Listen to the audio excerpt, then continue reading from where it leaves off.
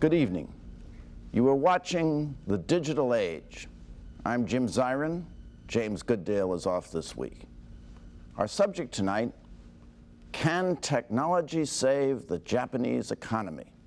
And with me to discuss it, Gillian Tett, former bureau chief of the London Financial Times and the author of a sensational new book entitled Saving the Sun.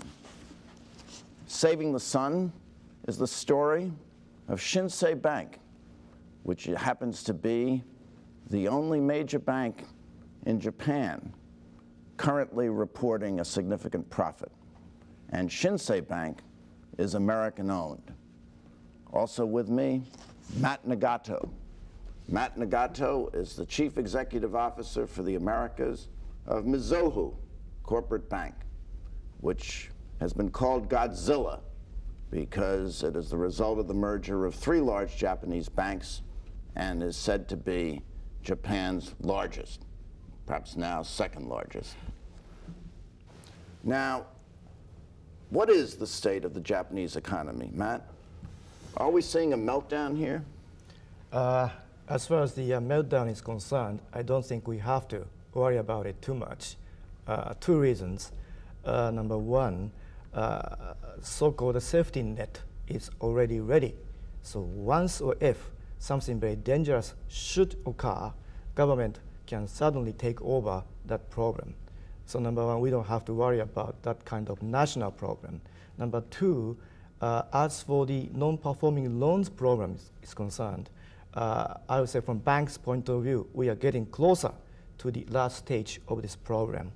Since when bubble was burst, about 90 trillion yen were written off by banks. And I think we are getting very close to the end period. Yes, we do have some NPL more, but for those NPL, we have collaterals and provisions. By using our capital accounts, I think we can manage this problem. So as for meltdown, no worry. But one small problem is Japanese economy itself. Two problems. Bubble was burst, and only because of declining land price and stock price, Japan have lost 1,200 trillion yen. 2.5 years of GDP is gone. And all the economic units, corporations, individuals are hurt still by the so-called balance sheet recession. Number two, a flow basis, GDP is not doing very well either. 60% of the GDP is personal consumption. People are not spending at all. Number one, deflation is going on. It's better for them to buy tomorrow rather than today. And the government has a huge debt. So future's pension money may be decreasing. So they have to save. So consumption is bad. How about the second engine of GDP, investment? It's not very good either. First of all, we still have the demand and supply gap amounting to about 20 trillion yen. So no incentive to invest more in Japan. And when and if they have to make new factories, it's not in Japan, somewhere global territory, mainly in China, in Asia. So investment is not very active either. So only one hope is export. It is doing so, but current economy is not that good. So banking program is the other side of the coin of Japanese economy. Unless Japanese economy is totally revived, it cannot be that healthy. So this is a small problem. Gillian, do you agree with that? I would, except I wouldn't call it a small problem. I would call that a very big problem. I think basically the problem at the moment is that Japan, for the last 13 years, has effectively been going sideways. It has been stagnating. Some years we've had a little bit of growth, other years we've had a recession. But basically, if you look at it as a whole, for the last 13 years, Japan's economy really hasn't expanded while the rest of the world has gone forward. The way I would characterize it is that Japan had an economic system which worked very well in dragging the economy up out of the ashes of war in the 1950s and 1960s. It built a fabulous manufacturing machines. It had wonderful industries. It grew very rapidly. And the entire financial system was geared around supporting that development of manufacturing. The problem is that basically that model has really outlived its usefulness because Japan's economy has matured. And for the last 13 years, Japan has been trying to find a way to recreate its economic systems, to rechannel its financial systems, but that's proving very hard. Well, what is unique about Japan, Gillian? Other countries have had banking crises and there wasn't so much concern about a meltdown. Well, I think the real problem about Japan is that Japan as a nation and as an economic system has found it very hard to adapt its economic structures quickly to a maturing economy. And more specifically, it's found it very hard to remove or get rid of the companies and institutions which have outlived their usefulness. For example, the construction sector, for example, manufacturing companies which were doing brilliantly 30 decades ago, but don't really have a place in the modern Japan. And whereas in a country like America, there is a concept of creative destruction, an idea that free markets should weed out companies which aren't able to flourish in the modern world, Japan doesn't have sufficiently free markets to do that. And it doesn't have a bureaucracy and a political elite at the moment who are sufficiently coordinated to actually implement radical reform and take painful decisions. Somehow somebody's got to take the pain in Japan. A bit like a child outgrowing a pair of shoes, somebody's got to decide to throw away that pair of shoes. Well, let me push you. Who should that be? Well, at the moment, the onus is falling on the bankers. And because the politicians are not prepared to be accountable and stand up and say we need to take tough decisions, and the bureaucrats aren't either, the bankers are being asked to do that.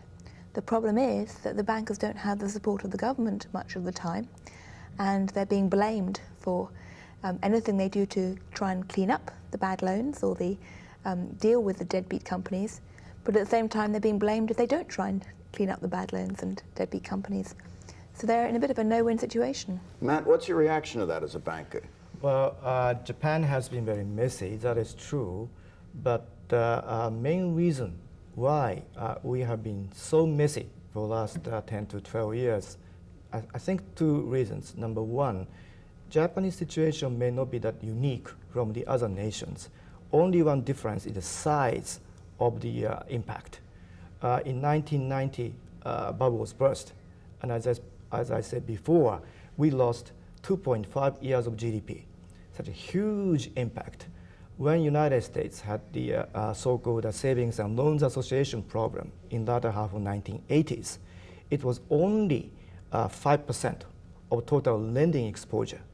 In our case, we had written off already by all the commercial banks more than 20% of our exposure. So magnitude is so huge. So anyone, even the Superman, cannot handle this situation very easily. That is number one. Number two, maybe how to cope with the NPL program could be wrong. First of all, before bubbles burst, Japanese economic units, corporations, individuals danced too much without knowing bubble was there. Number two, we recognized this is bubble and we tried to settle that problem. But compared with what Mr. Greenspan has been doing here in the United States, by Japanese authorities, the way to settle this NPL program could be a bit too harsh, too sudden. That's the reason why impact became so huge. The biggest problem is after bubbles burst, after we observed this NPL program, how to cope with it. Maybe prescription was not that correct. Maybe if someone should be blamed, all the parties, including banks, we didn't know how to cope with this problem. Maybe that was the biggest mistake from my point of view. Well, let's cut to the heart of it. Is there a culture of non-foreclosure in Japan where banks don't crack down on borrowers who have non-performing loans? Absolutely. I mean, basically, Japan is a bit like a child that has a plaster that it's pulling off. It can either pull it off quickly in one go and get the pain over in a short, sharp shock, or it can do it very, very slowly. And in fact, many people would argue that actually makes the pain even worse. Japan is a system, or is a culture, where it's very hard for individuals to stand up and impose painful decisions on other people. It's a culture that respects harmony and consensus. And what has happened in the last 10 to 13 years is that time and time again, the government, the bureaucrats, bankers, politicians have basically staved off making difficult decisions, hoping that somehow an economic recovery would occur that would come and save them and bail them out. Now, Japan isn't the only country in the world where that happens. I mean, one might argue that America, for bouts of its own history, has tried to avoid taking painful decisions and running away from the need to actually act. But the problem in Japan is that you don't have many pressures that are actually forcing rapid change. The population feels pretty well off still because it remains a rich country. Japan is a net creditor to the outside world, so you don't have international investors demanding action. And you don't have sufficiently free markets inside the country to actually force the type of shakeout that would actually weed out the weak. Well, Matt, do you need to take strong medicine? And if you do, are you willing to take it? If we can go back to 10 years ago, maybe we could have stronger medicine from my point of view. Impact of problem was so huge. So I don't think private sector banks could handle this situation. Like what United States did latter half of 1980s to cope with S&L problem, or like what Sweden, Northern European countries did. It could be better for maybe government to be involved just after the crisis occurred. By doing that, I think we could utilize a public fund to cope with this huge problem. Right now, that the 90 trillion yen, which all the Japanese banks consumed to cope with this NPL problem, 50% of that money is all the profit by all the banks last 10 years. 25% is the unrealized capital gain by the banks, and the rest 25% is squeezing a bank's capital account. So only banks had to cope with this big problem. So if the government could be involved somehow, maybe we could have speeded up this process a little bit more. But unfortunately, everyone hates bankers, and they don't like to use the tax money to bail out banks. Also, from banks' point of view, since we are afraid of moral hazard problem, and we could not say in the public, we do need some public assistance just after the crisis. But as I said before, I think we have been trying for the last 12 years. Yes, even though we do have to cope with that problem a bit more, but I think we are getting to the last stage of this process. So from my point of view, from commercial bankers' point of view, the past problem is almost over. Our new concern is the future. Banks, again, is the other side of the coin of the economy. And when economy is not doing very well, we cannot maybe show the good profitability in the future. So this may be our next problem from our point of view. Gillian, aren't there institutional reasons why the banks have this portfolio of non-performing loans? The fact that the banks very often own stock, equity interests in borrower companies, and also the fact that a lot of these loans are out to, as your book indicates, to Yakuza, members of organized crime. Absolutely. Basically, you have an interlocking system of relationships that's very tightly bound together. And as I say, in a culture which respects consensus and harmony, and where people don't like to rock the boat, it's extremely hard for one person to simply stick their head up above the parapet and say, we need to take radical action. America is a country where people get praised for being mavericks, for being pioneers, for sticking out and being bold. In Japan, there's the infamous proverb, the nail that sticks out gets hammered down. And the problem is that without an external shock or an external form of pressure that's forcing people to act, or without one unusual individual or leader who is prepared to actually stick his neck out on the block and say, we must do something, the system has been allowed to keep marching on and staving off the need to actually act. Well, your book recounts that there have been people who have taken responsibility. Sadly, some of them have committed suicide, some of them have been arrested. Absolutely. And there's been a crackdown by the government. Absolutely. I mean, one shouldn't lose sight of the fact that many, many intelligent people inside the Japanese elite today understand the problems, and they have been understanding them very clearly over the last decade. And perhaps one of the biggest tragedies of what's happened in Japan in the 1990s is what it's meant in human terms for people's lives.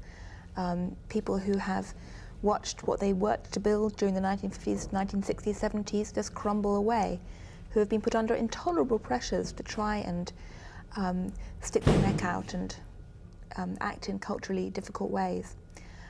There are people who have tried to buck the trend and reform, and in fact in the last part of my book I talk about one of those characters, somebody who ended up running the bank which the Americans bought.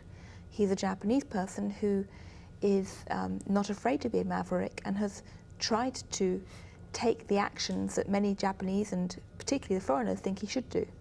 But he's had a rough ride. But he had an American orientation, didn't he? He had been head of Citibank in Tokyo up until the time of his retirement. Absolutely. One of the reasons why the story that I focus on in the book is so interesting is because after about 8 years of muddling along and not much change, this large bank collapsed and it was sold to Americans. And there were many murky reasons why it was sold to Americans, but many people hoped that by introducing an outside shock and by trying to break the mold a bit, there would be a chance to cut through all the traditions and all the cultural prisons that were trapping people and try to address some of the fundamental issues. And under the American management, the idea went the bank could try and forge a new path. So that's what they've been trying to do. In a sense, it's almost like a laboratory test in the potential for cultural change.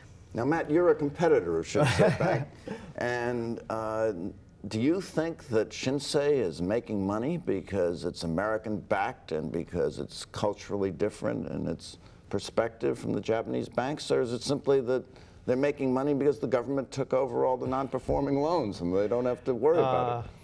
I'm impressed by that CEO of Shinsei Bank's efforts and challenges. And I appreciate their activities right now to try to so many things to cope with the Japanese long-term disease.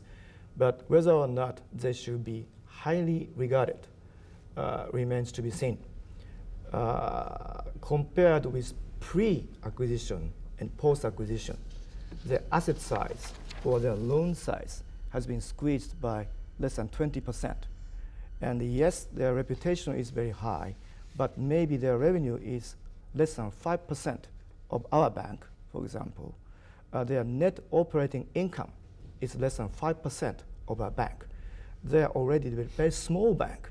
Yes, they are not challenging for investment banking business or retail banking business, but we have to wait for a while if we can say, we can say this is a good bank.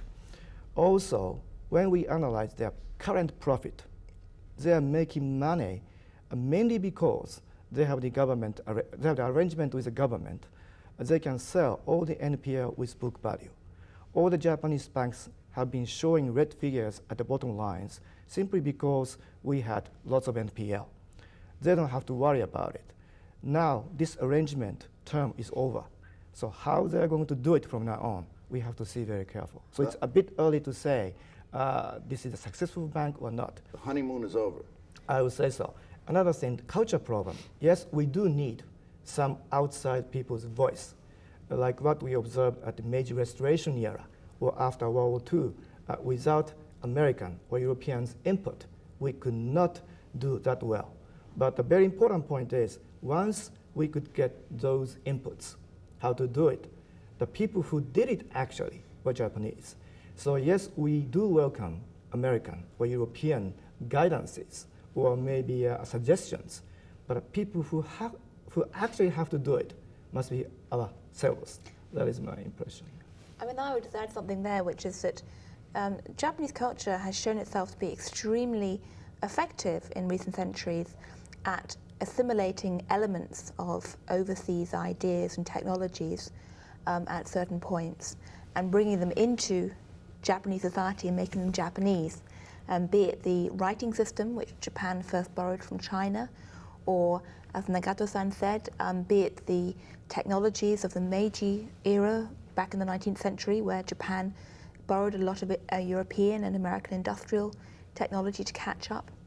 And over again, it's done that very effectively. What I would like to hope is that what's going on with a bank like Shinsei is another experiment in assimilation, where basically they look at American ideas and they say, okay, we'll take some of the best of them, bring them into Japanese culture and try and create a new model of banking. Well, I'm glad you mentioned technology because this is the digital age. Matt, what's happened with technology in the Japanese banking system?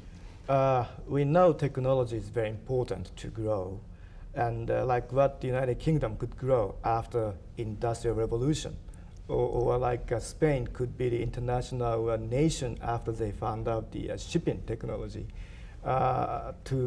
By good new technology, we could save the cost enormously, and we could introduce new business models to satisfy more customers. So we do want to have technology. But very unfortunately, since we have been very poor last 10 years, we do not have enough budget to do that. But once we are now observing the Shinsei Bank's trial, they are now outsourcing their systems for themselves, or they are trying to do something new by the cheaper budget. So with knowing those trials, maybe Sony Bank, maybe Aiwai Bank, internet banks. So by learning those cases, we want to do more for technology. Well, traditionally in Japan, where you had technology that became obsolete, banking technology, you'd buy new mainframe computers at great expense, new boxes. And that's in fact what Mizuho did after the merger. Well, this is not only by our bank, Yes. not only by our bank, but also by all the Japanese banks. And as a matter of fact, 10 years ago, Japanese banks' technology was much more advanced than the other international rival banks because Japanese would love to come to the bank's teller to do something banking transactions for individual banking business. And to satisfy those demanding individuals, we set up some arrangement from technology point of view. So at that time, our technology was much more advanced than the other international rivals, simply because we could not do much for technology. Our maybe current status is not that good. And as you mentioned, we bought a huge box, and this may not be that effective anymore to satisfy very demanding various kinds of customers. So I think we have to adapt to the new era from now on. Now, Gillian, what did Shinsei do about technology that was so innovative? Well, Shinsei basically did a number of things. First of all, it broke the old corporate relationship which it had had with its supplier. In Japan, one of the traditions has been that a bank deals with a certain set of customers and doesn't try to outsource to anybody else. But Shinsei said, well, that doesn't seem to be the most cost-effective way to do that, so we're going to shop around. A very normal idea internationally, but shocking in Japan. And then secondly, it brought in international expertise, in particular an Indian company, to provide a much more flexible type of technological system based around Windows, which was much cheaper, much faster to install, and in many ways much more innovative. So it's a classic example where basically the bank, by slicing through a lot of the cultural traditions, had managed to find a solution which other Japanese banks certainly could find as well. They are very innovative, but it's a question of whether or not other Japanese banks can actually bite the bullet and break the cultural mold. It is true, we have to learn Shinsei Bank's trials and challenges. Many suggestions and implications is there. But one thing we have to keep in mind is Shinsei Bank, asset-wise, only 5% of our bank. Their network is only in Japan with very few number of branches. We have 600 branches in Japan only, and we are doing the international business. So apparently, the system needed to our bank and system needed to them is totally different. So of course, they're not trying so many things new. We have to learn that. But still, maybe they can do it very easily. In our case, it's a bit tougher. That is my impression. I mean, I would agree, but you see, the point is that, in a sense, it's the idea of playing around with ideas. I mean, Japanese banks have found it very hard to be innovative and creative in technology. Whether they use Shinsei system or not, they could try other ways. And they found it hard to be innovative and creative because they're dealing with the problems of the past. I mean, technology shows that if you don't address problems and let them drag on for 13 years, you keep being distracted by backward-looking issues. And it's very hard to actually have the energy or the money to move forward. Would it be acceptable to your bank or to Japanese banks generally to have, for example, an information technologies department which was peopled by Indians? I cannot judge by myself, of course, but of course we have to consider those options also. I mean, if and when we have to have the better technology, and if and when it is essential for us to do it, I think we have to do it in the end. They don't have to be necessary Indians, but we have to have the professionals to do that. All right, I think it's time to ask the question, and I ask you, Gillian Tett, I put to you the question, can technology save the Japanese economy? I don't think it can save the Japanese economy, but it could be a catalyst if it came as part of a broader initiative to embrace more creative thinking about how to manage Japanese companies. Mat Nagato, can technology save the Japanese economy? Oh yes, absolutely, but it's just one of them. We have to do so many things, and this is one of the important agenda. Also, I think to do that, we have to have a better Japan, more active Japan. So we have to re-engineer Japan's economy as a whole also. That's what we have to do. Mat Nagato, Gillian Tett, thank you you so much for coming. Thank you very Visit us next week for more on the digital age. For the digital age, I'm Jim Zirin. Good night.